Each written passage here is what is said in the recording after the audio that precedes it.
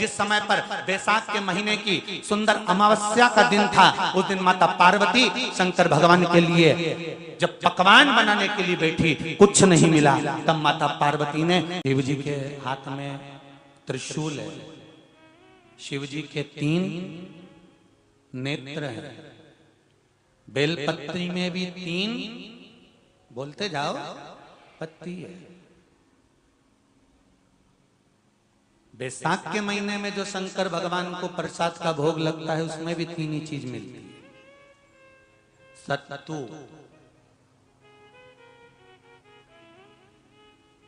कोई दूसरे महीने में बनता है? जम के तो बोलो नहीं। कब बनता है? यही बैसाख के महीने में।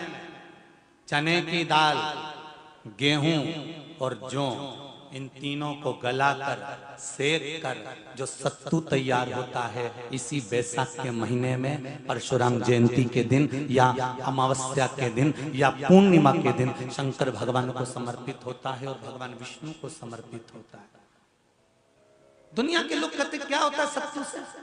ये स्कंद पुराण की कथा कहती है, जिस समय पर बैसाख के महीने की सुंदर अमावस्या का दिन था, उस दिन माता पार्वती शंकर भगवान के लिए जब पकवान बनाने के लिए बैठी, कुछ नहीं मिला, तब माता पार्वती ने 3 अनाज को लिया, एक चना, दूसरा गेहूं और तीसरा जौ। इन तीनों को भींग रहे थे, उसको लेकर आए गंगा जी में से, उसको सेक कर माता ने अंगीठी पर और उसका जो सत्तू बनाकर शिव को दिया। शंकर भगवान ने कह दिया, सुन पार्वती, ये सत्तू नहीं, ये मेरी औषधि है। बैसाख के महीने में जो खाएगा वो जिंदगी भर रोएगा नहीं, शरीर से स्वस्थ। अब उसको लोगों ने हंसी खेल में ले लिया, सत्तू का क्या काम, मम्मी हम नहीं खाएंगे, बड़ा बुरा लगता है। शिव जी का एक एक चीज,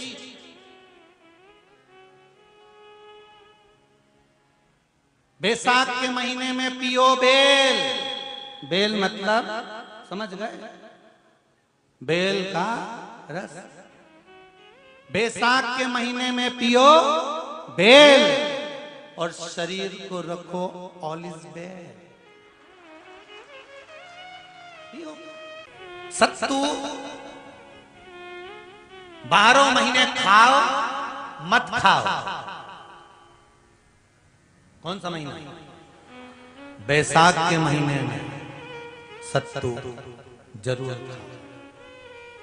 और सत्तू चाइना से नहीं आएगा, इंडिया में ही बनेगा और बना रहा भारत में ही।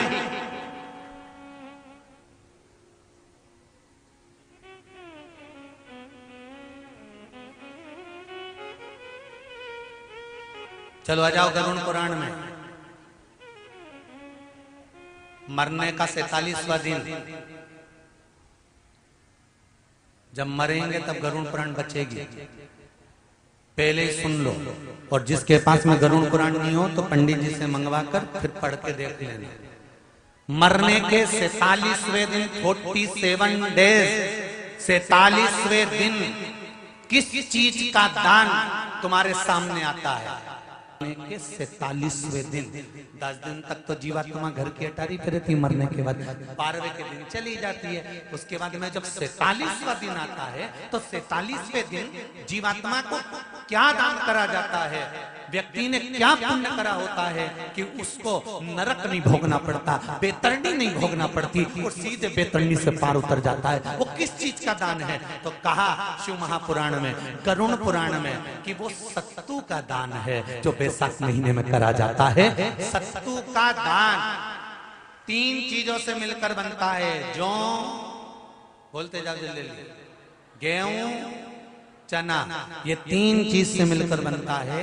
इसमें जो बारीक बारीक कण होते हैं, जितने जितने 3 चीज के मिले हुए बारीक बारीक कण होते हैं, ये जब दान किया जाता है सत्तू का, तब ये बेतरनी तरने के लिए 47वें दिन इस जीवात्मा ने अगर सत्तू का दान करा होता है या सत्तू का सेवन बैसाख के महीने में करा होता है, तो उसको बेतरनी नहीं भोगना पड़ती, डायरेक्ट सीधे रतलाम उज्जैन से डायरेक्ट।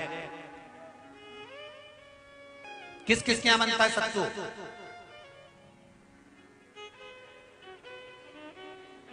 मैंने भी तो ये पूछा किस किस क्या बनता है, मैं ये थोड़ी बने, मैं अभी थोड़ी ना कि अभी बन गया। बैसाख में बनता तो होगा। पहले गांव के लोग तीरथ करने जाते थे, गांव का लोग जब तीरथ करने जाता था कोई सामान नहीं लिया, सत्तू बांधी पोटली में धरा यूं और पानी में घोलिया और नमक डालिया या शक्कर या गुड़ घोल के और पी के वही चले। आज के अब जब सैनिक युद्ध करने जाता है, थक जाता है, बहुत थकान हो जाती है, जब उससे देखा जाता है तो सैनिक का जो कमांडर होता है वो सत्तू मंगवाता है और गिलास में घोल घोल कर पूरी सेना को पिलवाकर फिर युद्ध में उतार देता है। फिर युद्ध साधारण नहीं है महाराज।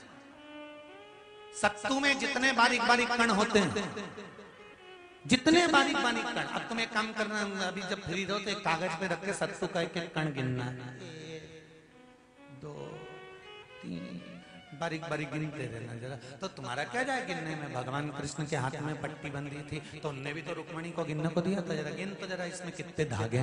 रुक्मणी जी ने कहा इसमें 9,999 धागे हैं। भगवान ने कहा बस यही 9,999 मुझे द्रौपदी को वापिस लौटाना है। गिन के लगा लो, अभी अभी लगा लो, ऊपर तो भगवान गिन के बता ही देगा कि तुमने जो सत्तू दान करा था, तुमने जो सत्तू खाया था, तुमने जो सत्तू भगवान को दिया था, सत्तू का लड्डू बनाकर तुमने बैसाख महीने में भगवान की जो पूजन करी थी, तो अमावस्या के दिन, पूर्णिमा के दिन या अक्षय तृतीया के दिन तुमने जो सत्तू दिया था, भगवान तो गिनती बता देगा कि उस सत्तू में कितना कण था। और अगर नहीं बताए तो तुम आंदोलन पे बैठ जाओगे। क्या मैं बताओ पहले हमने कितना सत्तू दिया था, उसमें कितने कण थे, बताना पड़ा।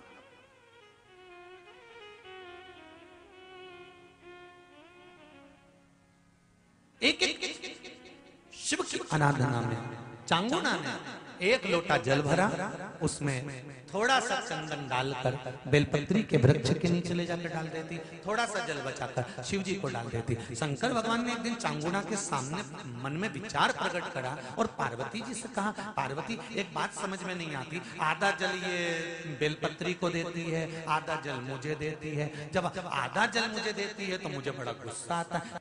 भगवान ने कहा ये आधा जल कहां डोल के आती है? पार्वती जी ने कहा उसके संतान नहीं है, इसलिए वो बेलपत्री की भी आराधना करती है और आपकी भी आराधना करती है। ठीक है, इनके यहाँ पितृदोष होता है, काल सर्प दोष होता है, वास्तु दोष होता है, उनको ज्यादा कुछ नहीं करना होना।